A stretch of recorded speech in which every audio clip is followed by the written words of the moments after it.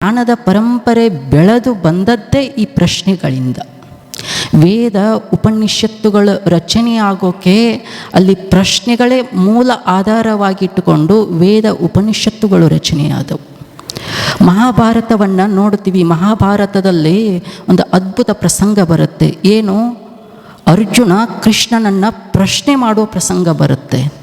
ಅದೇ ಗೀತೆಯಾಗಿ ರೂಪುಗೊಳ್ಳುತ್ತೆ, ನಾಡನ್ನ ಜ್ಞಾನದಲ್ಲಿ ತೇಲಿಸುತ್ತೆ. ಒಂದು ವೇಳೆ ಕೃಷ್ಣನೇ ಪ್ರಶ್ನೆಯನ್ನು ಕೇಳದೆ ಹೋಗಿಬಿಟ್ಟಿದ್ದ, ಅರ್ಜುನನೇ ಪ್ರಶ್ನೆಯನ್ನು ಕೇಳದೆ ಹೋಗಿಬಿಟ್ಟಿದ್ದರೆ ಕೃಷ್ಣ ಉತ್ತರ ಕೊಡೋ ಪ್ರಸಂಗವೇ ಬರುತ್ತಿರಲಿಲ್ಲ. ಹಾಗೆ ಬೆಳೆದು ಬಂದ ಪರಂಪರೆ ಭಾರತ ಪರಂಪರೆ. ಕೆಲವು ಬಾರಿ ಗುರುಗಳು ಶಿಷ್ಯನನ್ನು ಪ್ರಶ್ನೆ ಮಾಡಿದರು, ಇನ್ನು ಕೆಲವು ಬಾರಿ ಶಿಷ್ಯನೇ ಗುರುಗಳನ್ನು ಪ್ರಶ್ನೆ ಮಾಡಿದರು. ಹಾಗೆ ಗುರು ಶಿಷ್ಯರ ಪ್ರಶ್ನೆ ಅದಕ್ಕೊಂದು ಉತ್ತರದಾಯಕವಾಗಿ ರೂಪುಗೊಂಡ ಬೆಳೆದು ಬಂದ ಸಾಹಿತ್ಯ ಪರಂಪರೆ ಅದು ಭಾರತೀಯ ಜ್ಞಾನ ಪರಂಪರೆಯಾಗಿ ರೂಪುಗೊಂಡಿತ್ತು. ಅದನ್ನೇ ಇಲ್ಲಿ ಶ್ರೀಮನ್ ನಿಜಗುಣ ಶಿವಯೋಗಿಗಳು ಒಂದು ಪ್ರಶ್ನೆ ಕೇಳಿದರು. ಆ ಪ್ರಶ್ನೆಗೆ ನಮಗೆ ಉತ್ತರ ಕೊಡಂತ ಬಿಡಲಿಲ್ಲ. ನಿಮಗೆ ಉತ್ತರ ಕೊಡಂತ ಅಂದಿದ್ರೆ ಏನೇನೋ ವಿಚಿತ್ರ ಕಲ್ಪನೆ ಮಾಡಿ ಅನರ್ಥದ ಉತ್ತರಗಳನ್ನು ನಾವು ಕೊಟ್ಟು ಬಿಡ್ತಿದ್ವಿ. ಆದರೆ ಅವರು ಎಂಥ ಪೂರ್ವ ಮುಂದಾಲೋಚನೆ ನೋಡಿ, ಇವರಿಗೆ ಉತ್ತರ ಕೊಡಂದ್ರೆ ಭಾಳ ಬುದ್ಧಿವಂತರು ನಮ್ಮ ಜನ. ತಮಗೆ ಹೆಂಗೆ ಬೇಕೋ ಹಂಗೆ ಉತ್ತರವನ್ನು ಬರೆದುಕೊಳ್ಳುತ್ತಾರೆ. ಅವರಿಗೆ ಉತ್ತರ ಬರೆಯೋದು ಬೇಡ, ಅದಕ್ಕೆ ಉತ್ತರ ನಾನೇ ಕೊಡ್ತೀನಿ. ಒಂದು ಪ್ರಶ್ನೆ, ಒಂದು ಉತ್ತರ. ಪ್ರಶ್ನೆ ಕೇಳ್ತಾರೆ, ನಂತರ ಅದಕ್ಕೊಂದು ಉತ್ತರ ಕೊಡ್ತಾರೆ. ಹಾಗೆ ಈ ನೀತಿ ಕ್ರಿಯಾಚಾರ್ಯ ಸ್ಥಳದ 14ನೇ ಪದ್ಯ ನಡ್ಕೊಂಡು ಹೋಗುತ್ತೆ. ಸಂಗತವಾಗಿ ಜೋಡಿ ಪೇಳಿದುತ್ತರ ದಿಗಂತ ನಡೆಯುವವನೇ ಬಲ್ಲವನು. ಅಂದರೆ ಇಲ್ಲಿ ಏನು ಹೇಳ್ತಾರೆ ಅಂತಂದರೆ, ಯಾರು ಬಲ್ಲವನು? ಒಂದಿಷ್ಟು ಬಲ್ಲವನಿಂದ ಕೇಳಬೇಕು. ಹಾಗಾದರೆ ಬಲ್ಲವನು ಅಂತಂದರೆ ಯಾರು? ಬಲ್ಲವನು ಅಂತಂದರೆ ಉತ್ತರದ ಜ್ಞಾನವನ್ನು ಅರಿತು ಅದರಂತೆ ನಡೆಯುವವನು ಬಲ್ಲವನು. ಹೇಗೆ ನುಡಿಯುತ್ತಾನೆಯೋ ಹಾಗೆ ತನ್ನ ಬದುಕನ್ನು ನಡೆಸಿಕೊಂಡು ಹೋಗುವವನು ಬಲ್ಲವನು. ಅವನಿಂದ ಒಂದಿಷ್ಟು ಕೇಳಿ ತಿಳಿದುಕೊಳ್ಳಬೇಕು. ಬಲ್ಲವನು ಅಂತಂದರೆ ಯಾರು? ಅನೇಕರು ನಮಗನಿಸುತ್ತೆ, ಭಾಳ ನಮ್ಮ ಊರಾಗ ಶ್ರೀಮಂತ ಇರುವವನು ಬಲ್ಲವನೇನು, ಭಾಳ ಹಣ ಐತಿ ಅವನು ಬಲ್ಲವನು ಅಂತಂದರೆ ಅವನು ಅಲ್ಲ. MA PhD ಶಿಕ್ಷಣವನ್ನು ಮುಗಿಸಿರುವವನು ಅವನು ಬಲ್ಲವನೇನು? ಅಲ್ಲ, ಅವನು ಬಲ್ಲವನಲ್ಲ. ಏನನ್ನ ಸಮಾಜದಲ್ಲಿ ನುಡಿಯುತ್ತಾನೆಯೋ ಸದ್ವಿಚಾರದ ನುಡಿಗಳನ್ನು ಹಾಗೆ ತನ್ನ ಬದುಕನ್ನು ಬದುಕಿದವನು. ಒಮ್ಮೆ ಮಹಾತ್ಮ ಗಾಂಧೀಜಿಯವರ ಹತ್ತಿರ ಒಬ್ಬಳು ತಾಯಿ ತನ್ನ ಮಗನನ್ನು ಕರ್ಕೊಂಡು ಬರ್ತಾಳೆ. ಕರ್ಕೊಂಡು ಬಂದು ಮಹಾತ್ಮಾಜಿಗೆ ಹೇಳ್ತಾಳೆ, ಮಹಾತ್ಮಾಜಿ, ನನ್ನ ಮಗನಿಗೆ ಎಷ್ಟು ಹೇಳ್ತಾ ಇದ್ದೀನಿ ಬುದ್ಧಿ ಮಾತನ್ನು. ಬೆಲ್ಲ ತಿನ್ನಬೇಡ ಅಂತ ಹೇಳ್ತಾ ಇದ್ದೀನಿ, ಇವ ಬೆಲ್ಲ ತಿನ್ನೋದು ಬಿಡುವಲ್ಲ. ಅದಕ್ಕೆ ಏನು ಆಗಾಕತ್ತೈತಿ ಅಂದ್ರೆ ಸಣ್ಣವದನ್ನು ಜಂತು ಹುಳು ಆಗಾಕತ್ತಾವ ಹೊಟ್ಟೆ. ಬೆಲ್ಲ ತಿನ್ನಬೇಡ ಅಂತ ಅಲ್ಲೇ ಇಲ್ಲೇ ಎಲ್ಲೋ ಮುಚ್ಚಿಟ್ಟರು ಅವು ತಕ್ಕೊಂಡು ತಿಂದ ಬಿಡುತ್ತಾನೆ. ಹಿಂದೆ ಮುಂದೆ ಒಂದಿಷ್ಟು ನೋಡಂಗಿಲ್ಲ, ಎಷ್ಟು ಹೇಳಿದ್ರೂ ಕೇಳುವಲ್ಲ. ಮತ್ತು ನೀವು ದೊಡ್ಡವರು, ಇಡೀ ಭಾರತವೇ ನಿಮ್ಮ ಮಾತನ್ನು ಕೇಳುತ್ತದೆ, ಗೌರವಿಸುತ್ತದೆ. ಒಂದಿಷ್ಟು ನನ್ನ ಮಗನಿಗೆ ಬುದ್ಧಿ ಮಾತನ್ನು ಹೇಳಿ ಅಂತ ಆ ತಾಯಿ ಮಹಾತ್ಮ ಗಾಂಧೀಜಿಯವರನ್ನು ಕೇಳ್ತಾಳೆ.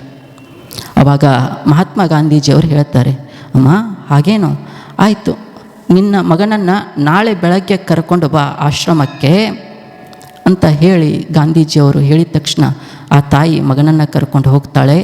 ಮಾರನೇ ದಿನ ಬೆಳಗ್ಗೆ ಸ್ವಚ್ಛ ಸ್ನಾನ ಮಾಡಿಸಿ ಒಳ್ಳೆ ಬಟ್ಟೆ ಹಾಕಿಸಿ, ಏನೋ ಮಹಾತ್ಮಾಜಿ ಒಂದೇನೋ ತಾಯ್ತ ಮಾಡಿ ಕೊಡ್ಬೋದು, ದಾರ ಮಾಡಿ ಕೊಡ್ಬೋದು, ಅದಕ್ಕೆ ನಾಳೆ ಬೆಳಗ್ಗೆ ಬಾ ಅಂತ ಹೇಳಿ ಕಳಿಸ್ಯಾರ ಅಂತ ತಾಯಿಯ ವಿಚಾರ ಇರುತ್ತೆ.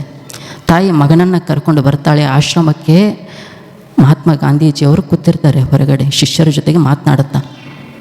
ತಾಯಿ ಬರ್ತಾಳೆ, ಮಹಾತ್ಮಾಜಿ, ನನ್ನ ಮಗನಿಗೆ ಏನೋ ಹೇಳ್ತೀನಿ ಅಂತ ಹೇಳಿದ್ರಿ ಅಲ್ಲ, ಭಾಳ ಇವನು ಬೆಲ್ಲ ತಿಂತಾನ, ಮತ್ತು ಒಂದಿಷ್ಟು ಬುದ್ಧಿ ಮಾತನ್ನು ಹೇಳಿ ಅಂತ ಆ ತಾಯಿ ಕೇಳ್ತಾಳೆ. ಅವಾಗ ಮಹಾತ್ಮ ಗಾಂಧೀಜಿಯವರು ಹೇಳ್ತಾರೆ, ಆ ಮಗುವಿನ ತಲೆ ಮೇಲೆ ಕೈ ಹಾಕಿ ಮಹಾತ್ಮಾಜಿ ಹೇಳ್ತಾರೆ, ಮಗು ದಿನ ಬೆಲ್ಲ ತಿಂತಿದ್ದಿ, ತಾಯಿ ನಿನ್ನ ಒಳ್ಳೆಯದಕ್ಕೆ ಹೇಳ್ತಾಳೆ, ಅದಕ್ಕೆ ಇವತ್ತಿನಿಂದ ನೀನು ಬೆಲ್ಲ ತಿನ್ನೋದು ಕಡಿಮೆ ಮಾಡು. ಯಾಕೆ ಹೇಳ್ತಾಳೆ? ನಿನ್ನ ಒಳ್ಳೆಯದಕ್ಕಾಗಿ ಹೇಳ್ತಾಳ. ದಿನ ತಿಂತಿದ್ಯಲ್ಲ, ಅದಕ್ಕಿಂತ ಕಡಿಮೆ ಮಾಡಿ ಅರ್ಧ ತಿನ್ನು. ನೀನು ತಿನ್ನಬೇಕು ಅಂತ ಅನಿಸಿದ್ರೆ ಒಮ್ಮೆ ಬಿಡೋದು ಆಗದಿದ್ದಿಲ್ಲ ಅಂದರೆ ಸ್ವಲ್ಪ ಬಿಡು ಅಂತ ಮಹಾತ್ಮ ಗಾಂಧೀಜಿಯವರು ಆ ಬಾಲಕನಿಗೆ ಬುದ್ಧಿ ಮಾತು ಹೇಳ್ತಾರೆ. ತಾಯಿಗೆ ಆಶ್ಚರ್ಯ ಆಗತ್ತೆ. ಅಲ್ಲ, ಇದೇ ಮಾತನ್ನು ನಿನ್ನೆ ಹೇಳಿದರೆ ಆಗತ್ತಿತ್ತು, ಮಾರನೇ ದಿನ ಕರ್ಕೊಂಡು ಬಾ ಅಂತ ಹೇಳಿದರು. ಇದೇನು ಬಹಳ ದೊಡ್ಡ ಮಾತಿಲ್ಲ, ತಿಂತಿ ಸ್ವಲ್ಪ ಕಡಿಮೆ ಮಾಡು ಅಣ್ಣಾಕ, ಇವತ್ತು ಬೆಳಗ್ಗೆ ಬಾ ಅನ್ನೋದು ಏನಿತ್ತು? ಕೇಳ್ತಾಳೆ. ತಾಯಿಗೆ ಸಿಟ್ಟು ಬರುತ್ತೆ. ಅಲ್ಲ ಗಾಂಧೀಜಿ ಅವರೇ, ನನ್ನ ಮಗನಿಗೆ ನಿನ್ನೆ ಕರ್ಕೊಂಡು ಬಂದಿದ್ದೆ.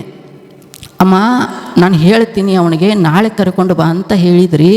ನಾನು ತಲೆಯಾಗಿ ಏನೇನೋ ವಿಚಾರ ಮಾಡ್ಕೋತ ಬಂದಿದ್ದೆ. ತಾಯ್ತ ಮಾಡಿಕೊಡ್ತಾರ, ದಾರ ಮಾಡಿಕೊಡ್ತಾರ ಅಂತ ನಾ ವಿಚಾರ ಮಾಡ್ಕೊಂಡು ಬಂದಿದ್ದೆ. ಮತ್ತು ಭಾಳ ಕುಂಡಿಸ್ಕೊಂಡು ಹೇಳ್ತಾರಂತ ನಾ ಮಾಡಿದ್ದೆ. ಇದೇನು ಒಂದಿಷ್ಟು ತಿನ್ನಬೇಡ, ಕಮ್ಮಿ ಮಾಡು ಅಣ್ಣಾಕ ಮಾರನೇ ದಿನ ಯಾಕೆ ಬಾ ಅಂದ್ರಿ? ನಿನ್ನೆ ಹೇಳಿದ್ರೆ ಆಗತ್ತಿತ್ತಲ್ಲ, ಇವತ್ತು ನನ್ನ ಕೆಲಸಿದ್ದು ಅಂತ ತಾಯಿ ಕೇಳಿದಾಗ ಮಹಾತ್ಮ ಗಾಂಧೀಜಿಯವರು ಹೇಳ್ತಾರೆ, ಅಮ್ಮ, ನಾನು ನಿನ್ನೆ ನಿನ್ನ ಮಗನಿಗೆ ಇದೇ ಮಾತನ್ನು ಹೇಳಬಹುದಾಗಿತ್ತು, ಆದರೆ ನಿನ್ನೆ ನಾನು ಹೇಳುವ ಯೋಗ್ಯತೆಯನ್ನು ಇಟ್ಕೊಂಡಿರಲಿಲ್ಲ. ಯಾಕೆ ಹೇಳುವ ಯೋಗ್ಯತೆ ನನಗೆ ನಿನ್ನೆ ಇರಲಿಲ್ಲ ಅಂತಂದರೆ, ನಿನ್ನ ಮಗನನ್ನು ಬೆಲ್ಲ ತಿಂತಾನ ಅಂತ ಏನು ಕಂಪ್ಲೇಂಟ್ ತೊಗೊಂಡು ಬಂದಿದ್ದೀಯಲ್ಲ, ನಿನ್ನೆ ನಿನ್ನ ಮಗನನ್ನು ಕರ್ಕೊಂಡು ಬಂದಾಗ ಬೆಲ್ಲ ತಿಂತಾನಂತ ಏನು ಹೇಳಾಕತ್ತಿದ್ದಿ, ಕಡಿಮೆ ಮಾಡಂತ ಹೇಳಂತ ಏನು ಹೇಳಾಕತ್ತಿದ್ದಿ, ಆ ಕ್ಷಣಕ್ಕೆ ನನ್ನ ಬಾಯಾಗ ಬೆಲ್ಲದ ಕಣ್ಣಿ ಇಟ್ಕೊಂಡು ಕೂತಿದ್ದೆ.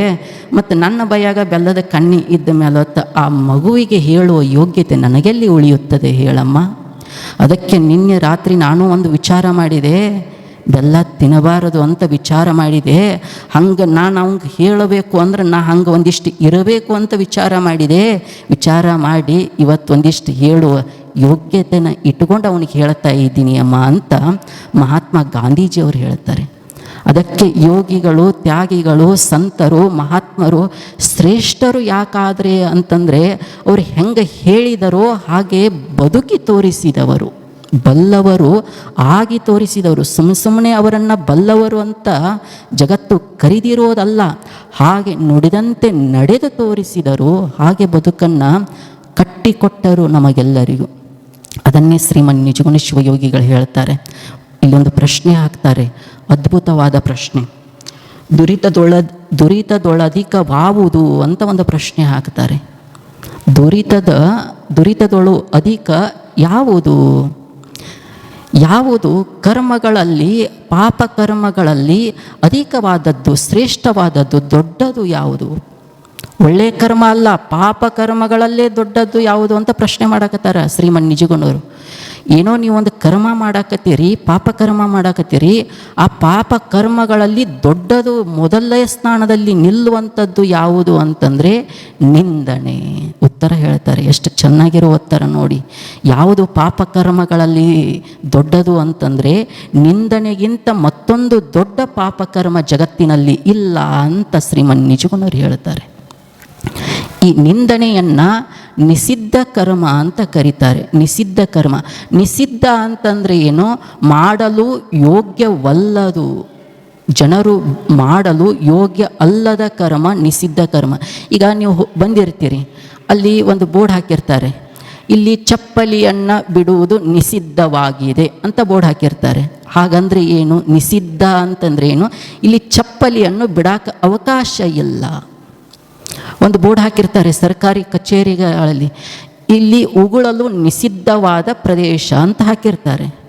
ಮತ್ತು ನಮ್ಮ ಜನ ಎಷ್ಟು ಬುದ್ಧಿವಂತರು ನೋಡ್ರಿ, ಎಲ್ಲಿ ಚಪ್ಪಲಿ ನಿಷಿದ್ಧ ಅಂತ ಬೋರ್ಡ್ ಹಾಕಿರ್ತಾರೆ ಅಲ್ಲೇ ಚಪ್ಪಲಿ ಬಿಟ್ಟಾಗ ಸಮಾಧಾನ, ಎಲ್ಲಿ ಉಗುಳು ಬೇಡ ಅಂತ ಬೋರ್ಡ್ ಹಾಕಿರ್ತಾರೆ ಅಲ್ಲೇ ಉಗುಳಿದಾಗ ಸಮಾಧಾನ. ನೋಡ್ಬೇಕು ನೀವು, ಬೋರ್ಡ್ ಕೆಳಗಣ ಉಗುಳಿರ್ತಾರೆ, ಬೋರ್ಡ್ ಕಾಣಿಸಲ್ದಂಗೆ ಉಗುಳಿ ಬಿಟ್ಟಿರ್ತಾರೆ.